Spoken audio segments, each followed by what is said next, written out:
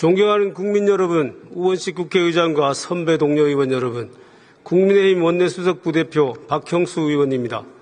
저는 오늘 헌법재판관 후보자 지명 철회 촉구 결의안 상정의 편파성과 부당성에 대해 의사진행 발언을 하기 위해 이 자리에 섰습니다.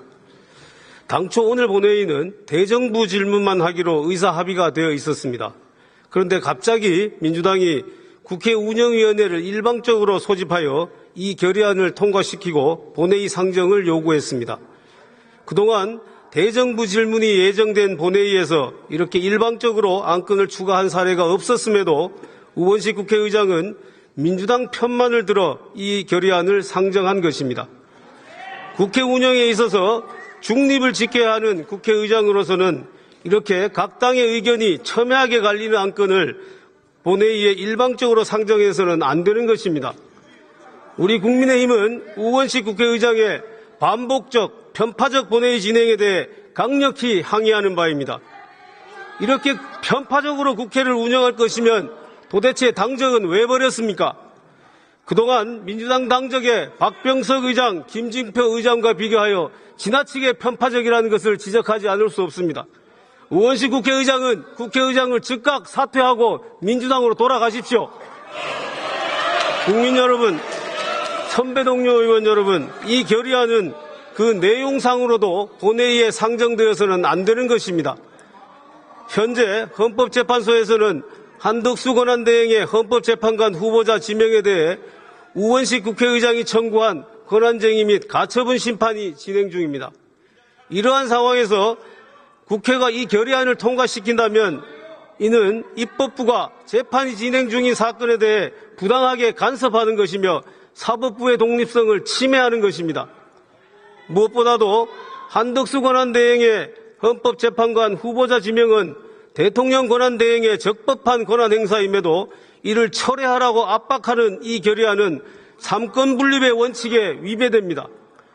기본적으로 우리 헌법에는 대통령 권한대행의 권한 행사의 범위를 제한하는 아무런 규정이 없습니다. 따라서 헌법교과서에도 입법조사처 보고서에도 권한대행의 권한을 제한할 헌법적 근거는 없다고 기술되어 있는 것입니다. 프랑스 헌법의 경우 대통령의 국민투표 부의권과 국민의회 해상권은 권한대행이 행사할 수 없다고 명시되어 있는 바, 이렇게 헌법에 명시되어 있지 않은 한 대통령 권한대행의 권한 행사는 제한되지 않는다고 봐야 합니다. 헌법학계에서도 대통령 권한대행의 권한 행사에 대해 무제한설, 현상유지설, 거리, 사고, 구분설 등이 주장되고 있으나 이 세 가지 학설 중 최소한 두 가지 학설이 대통령 거리 시에는 권한대행의 적극적 권한 행사가 가능하다고 보고 있습니다. 그리고 이러한 학설들은 권한 행사 범위에 대한 명문 규정이 없는 상태에서 헌법적 관례도 없을 경우를 상정하고 논의되는 것입니다. 그런데 최상목 권한대행 당시 민주당은 온갖 수단을 동원하여 헌법재판관 임명을 압박하고 강요함으로써 대통령 직무 정지 상태에서도 2명의 헌법재판관을 임명하도록 하였고, 대통령이 거리된 후에도 한덕수 권한대행으로 하여금 40여 후보자를 헌법재판관으로 임명하도록 하였습니다. 이제 민주당에 의하여 대통령 직무정지나 거리 여부에 상관없이 대통령 권한대행이 헌법재판관을 임명할 수 있는 새로운 헌법적 관례가 자리 잡게 된 것입니다. 그럼에도 이제 와서 한덕수 권한대행의 적법한 헌법재판관 지명을 철회하라고 하는 것은 전형적인 내로남불이 아닐 수 없습니다.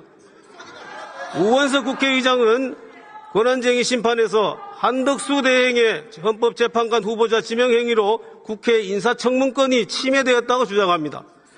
그러나 이는 억지 주장에 불과합니다. 한덕수 대행이 지명한 2명의 헌법재판관 후보자에 대한 인사청문회는 우원식 의장과 민주당이 마음만 먹으면 언제든 실시할 수 있습니다.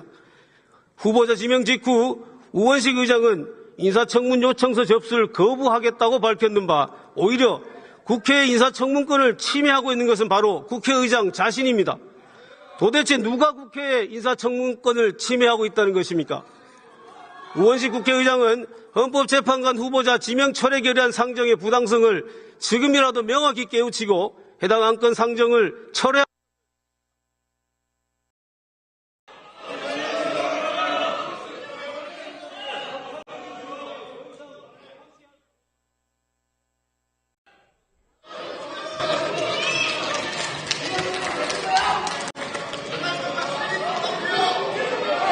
박형수 의원 수고하셨습니다.